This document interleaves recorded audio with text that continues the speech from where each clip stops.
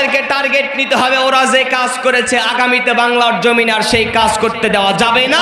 এটার নাম যুদ্ধের পরে স্বাধীন দেশ। আরো জোরে কোন ঠিক কিনা? আগামীতে যদি কেউ টার্গেট নাই ভোট চুরির মাধ্যমে ক্ষমতা দখল করবে, তাদের বিরুদ্ধে আমরা কঠিন অবস্থানে দাঁড়িয়ে যাব। কথা কোন ঠিক কিনা? আমাদের খেলার দিন 12 তারিখ এসে গেছে। খেলা যারা বন্ধ করতে চেয়েছিলে বাংলার জমিনে তোদের নিবন্ধন নাই। কথা কোন ঠিক কিনা? কারণ ভোট একটা আমানত, ঠিক কিনা? আরো জোরে কোন, একটা আমানত। ওই ভোট চুরি ওরা করছে, এখনো যদি তাই করে তাহলে ওরা থাকাই তো ভালো। তো আপনার জেলার কৃতি সন্তান আমির হামজা, যিনি আসনের পদপ্রার্থী, তাকেও 3 বছর গ্রেফতার করে রেখেছিল। আমাদের জীবন আগামীতে কেমনে সুন্দর হবে, কেমনে ইসলামের নেতৃত্ব বসানো যাবে, ঠিক কিনা?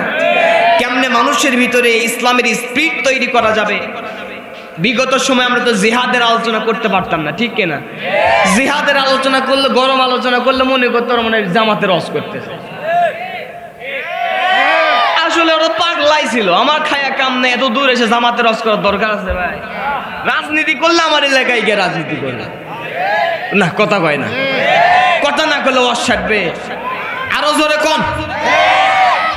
একজন চলে গেছে, ওটা সবাই জানে। ওদের আমলে ভোট চুরি হয়েছে, দিনের ভোট রাতে হয়েছে, ওটাও সবাই জানে। কথা কোন। ওগুলো বলার কোনো দরকার?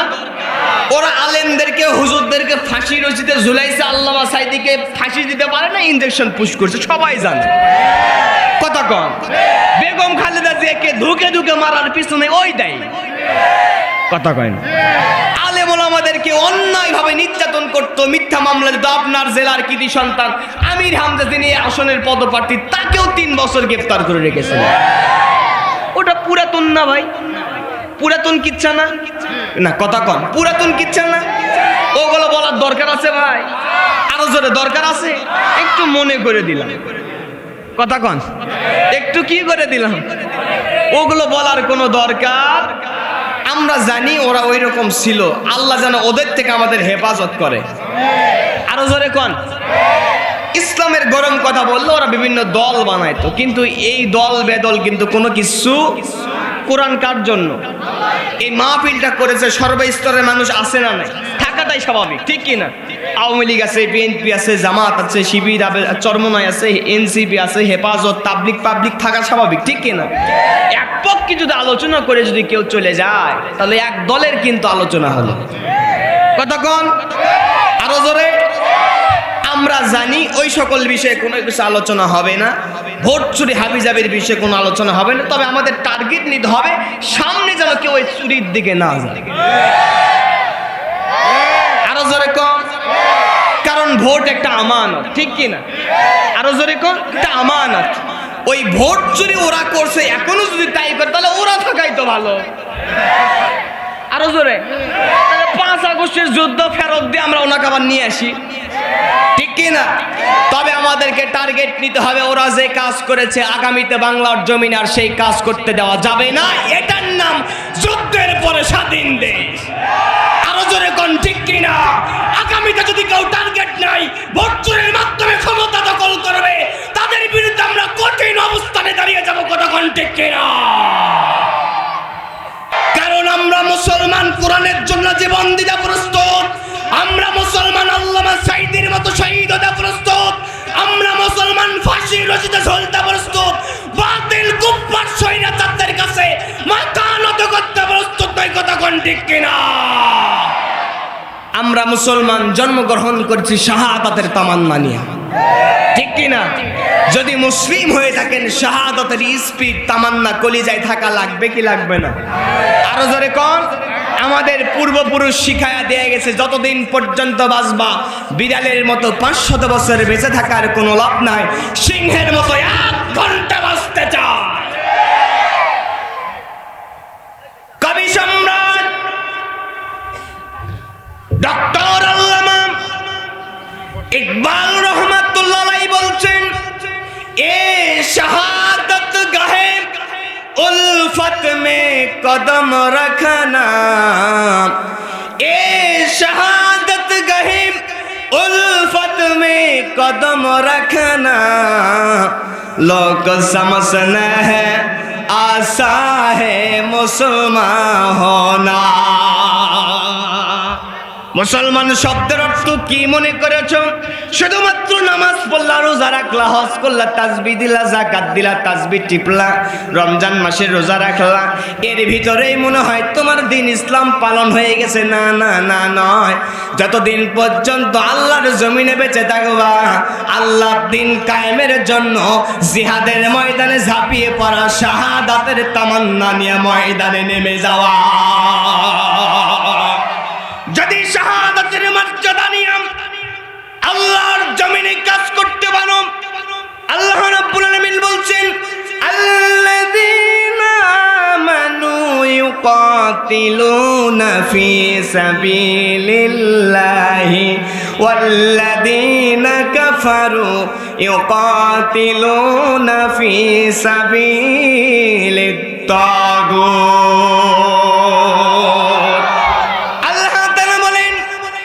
মুমিন ওই ব্যক্তিদের নাম, মুমিন ওই সকল মানুষের পরিচয় যারা আল্লাহর রাস্তায় জিহাদ করে, যুদ্ধ করে, সংগ্রাম করে, লড়াই করে।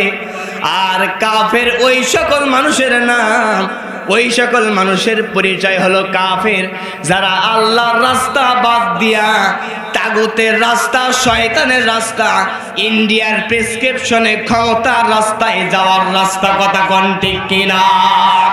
আমরা মুসলমান, আমাদেরকে টার্গেট দিতে হবে। আগামীতে আমরা ভারতের দাবিদারি হয়ে থাকতে চাই না। আল্লাহর জমিনে জমিন যার হুকুম চলবে তা।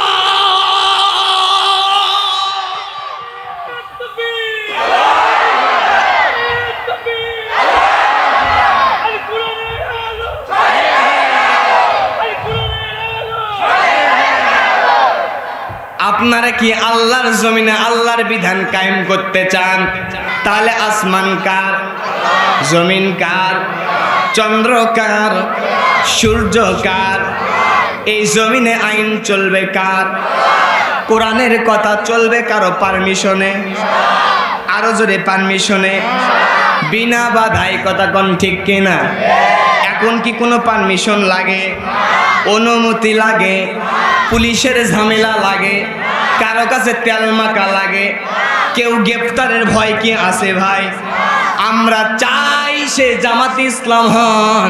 আর আমার শহীদ প্রেসিডেন্ট জিয়াউর রহমান যার এলাকায় আমি জুমার নামাজ পড়াই, তার এলাকার যদি কোনো দলের মানুষ হন, যদি ক্ষমতার মসনদে যান, ভাই যান আপনার পা টুকা গায়ে দেন, কোরআনের মাহফিলে হুজুররা আলোচনা করবে, আপনারা এই ক্ষেত্রে কোনো পারমিশনের ব্যবস্থা করবেন না।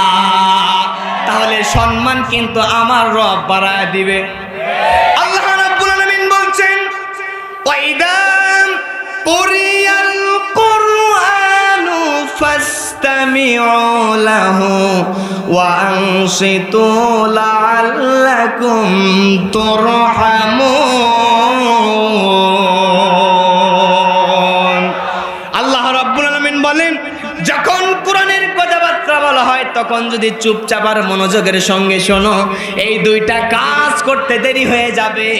লাআল্লাকুম তুরহামুন, আশা করা যায় আল্লাহ রহমত তোমাদের উপরে নাজিল হতে দেরি হবে না।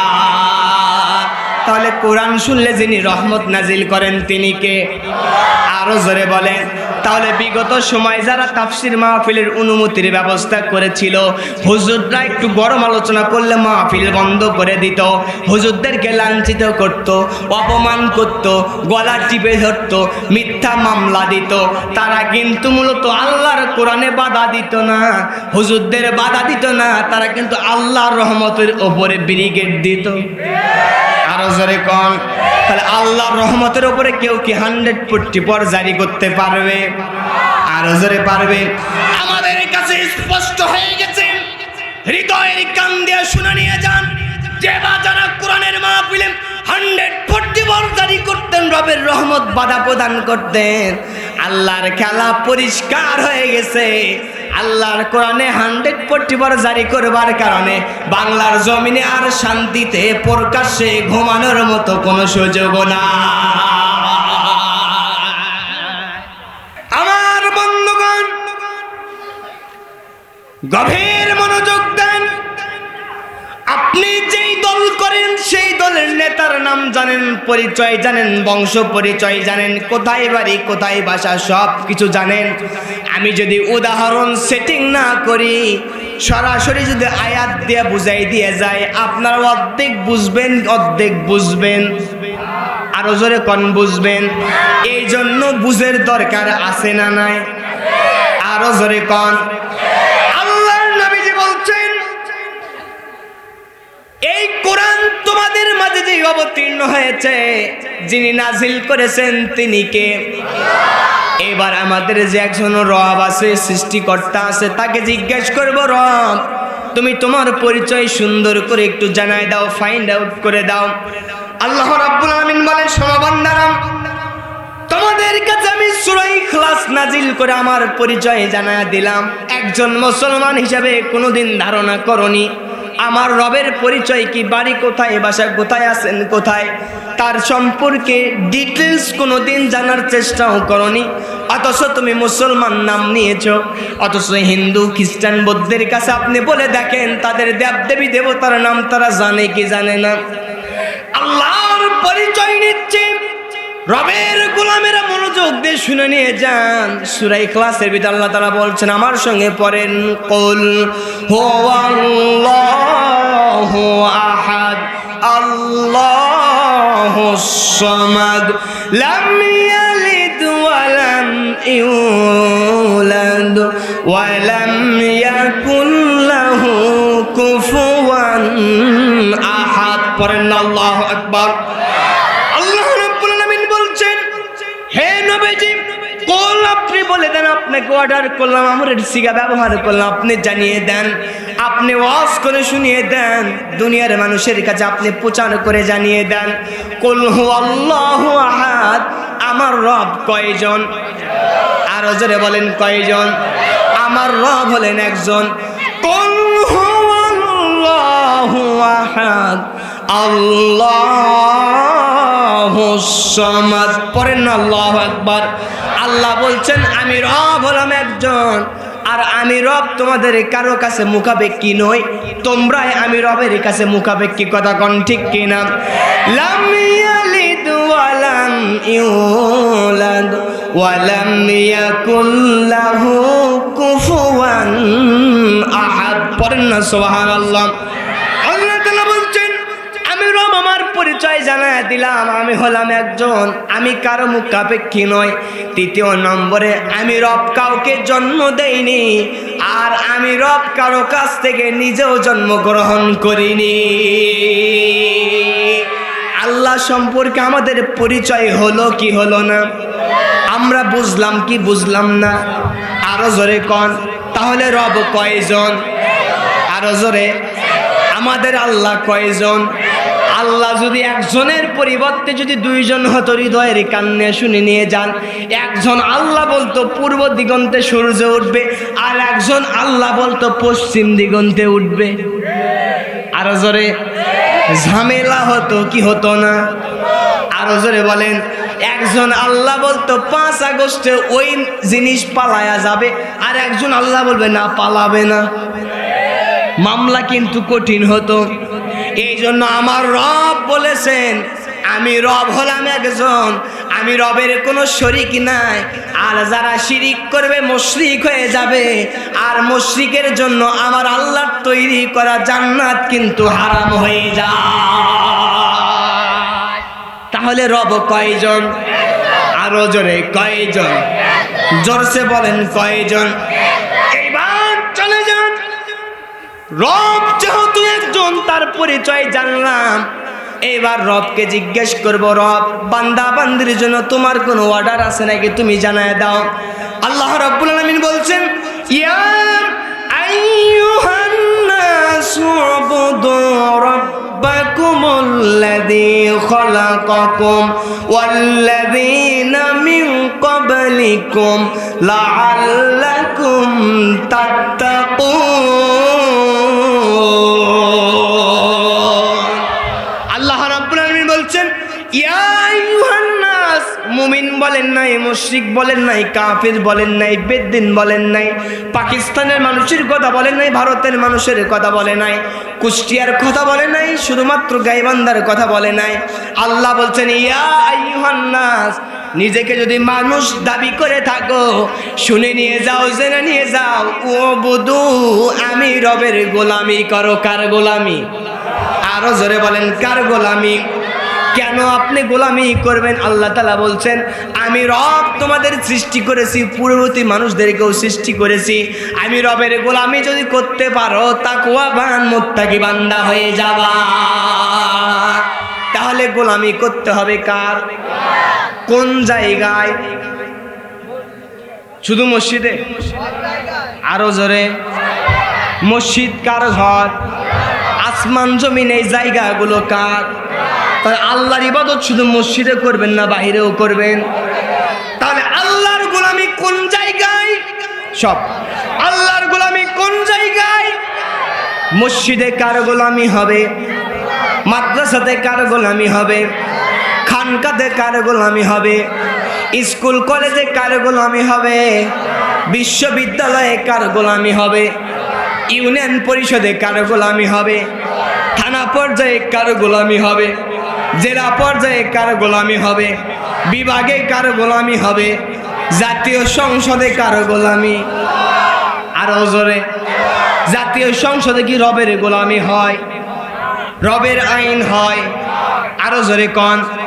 তবে শুনে নিয়ে যান, যদি আপনার দেশের জাতীয় সংসদে আল্লাহর গোলামি দিয়া যদি সাজাইতে পারতাম, ও কুষ্টিয়ার মুসলমান শুনে নিয়ে যান, বিএনপির বড় নেতা সালাউদ্দিন সাহেবকে ফাঁসি রশিতে ঝুলতে হতো না। আরো জোরে কর। আল্লাহর গোলামি যদি থাকতো, কোরআনের ময়না পাখি আমাদের সবার কলিজার প্রিয় মুসলমানদের নয়নের মণি, নিরপরাধ মাজলুম আলেম দ্বীন, সাবেক 2 বারের সংসদ সদস্য আল্লামা সাঈদীকে ওরা ইনজেকশন পুশ করে বিদায় করতে পারত না। শুধুমাত্র রবের গোলামি না থাকবার কারণে আর আল্লাহর বিধান না থাকবার কারণে আল্লামা সাঈদী কোরআনের পাখিকে আমরা হারাতে বাধ্য হয়েছি। কথা কোন ঠিক কিনা? তবে এটাও পরিষ্কার হয়ে গেছে, ভারতের প্রেসক্রিপশনে আল্লামা সাঈদীকে বিদায় যেদিন করলো সেই দিন ছিল 14 আগস্ট সোমবার। আর আল্লাহ যেন বুঝায় দিয়ে গেল বাংলার মুসলমান, শুনে নিয়ে যাও, কোরআনের ময়না পাখি তাফসীর কারক নিরপরাধ আল্লামাকে তোমরা বিদায় করে দিয়েছ। 5ই আগস্ট সেই দিনও ছিল সোমবার। আল্লামা সাঈদীকে যেদিন হত্যা করেছিল সেই দিনও কিন্তু ছিল সোমবার। আরো জোরে কোন? আমি গন্ডাই গন্ডাই হিসাব করে দেখেছি, আল্লামা সাঈদীকে হত্যা করার পর দীর্ঘ পূর্ণ 1 বছর পর্যন্ত জালিমের বাচ্চা জালিম, পেতনির বাচ্চা পেতনি ক্ষমতার মসনদে স্থায়ীভাবে টিকে থাকা সম্ভব হয়নি। আপনারা এদের বিচার চান কি চান না? হ্যাঁ, দুর্বল কিছু মানুষ তাদের সাপোর্ট করেছিল ক্ষমতার জন্য, অর্থের জন্য, তাদের জন্য তওবা রাস্তা খোলা। কিন্তু পাক্কা পাক্কা ভারতের 5টা গোলাম রাজারা আল্লামা সাঈদীর ফাঁসির বিরুদ্ধে কথা বলেছে, ফাঁসির জন্য রায় লিখেছে। এই জালেমদেরকে আগামীর মসনদে যেই সরকার গঠন করবেন, আল্লামা সাঈদীর হত্যাকারী বড় বড় টাটকা টাটকা খুনিদেরকে বাংলার জমিনে বিচার করা লাগবে। কথা কোন ঠিক কিনা? আল্লামা সাঈদীর হত্যাকারীদের বিচার বাংলার জমিনে হোক। কারা কারা চান দুহাত তুলে মালিকরা দেখা দেয়।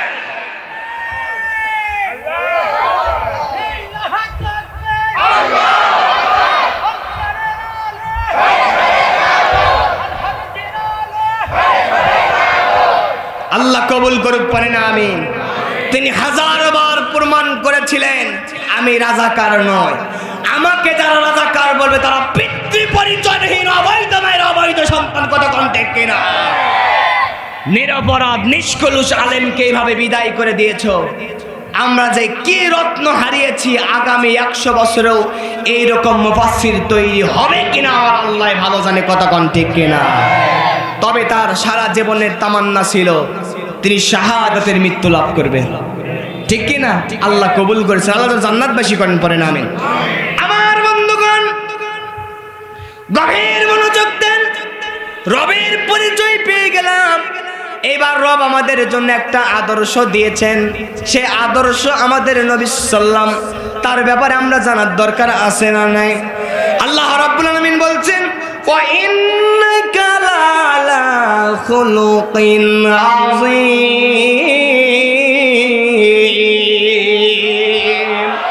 আল্লাহ রাব্বুল আলামিন বলেন, হে নবীজি, আপনার জন্য যেই চরিত্র দিয়েছি, আপনার ভিতরে যে আদর্শ দিয়েছি, দেশের নেতাদের চরিত্র ল্যাপের নিচে একরকম, বাহিরে আরেক রকম। আরো জোরে গণ।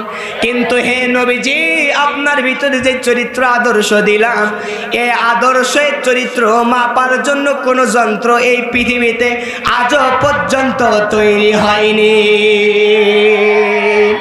আমার নবীজির আদর্শ, আমার নবীজির আখলাক এত সুন্দর ছিল। ছোট্টবেলায় আমরা পড়তাম, একটা ভিক্ষুক নবীজির কাছে খাদ্য চাইতে এসেছে। কে? আরো জোরে বলেন। একটা ভিক্ষুক নবীজির কাছে খাদ্য চাইতে এসেছে।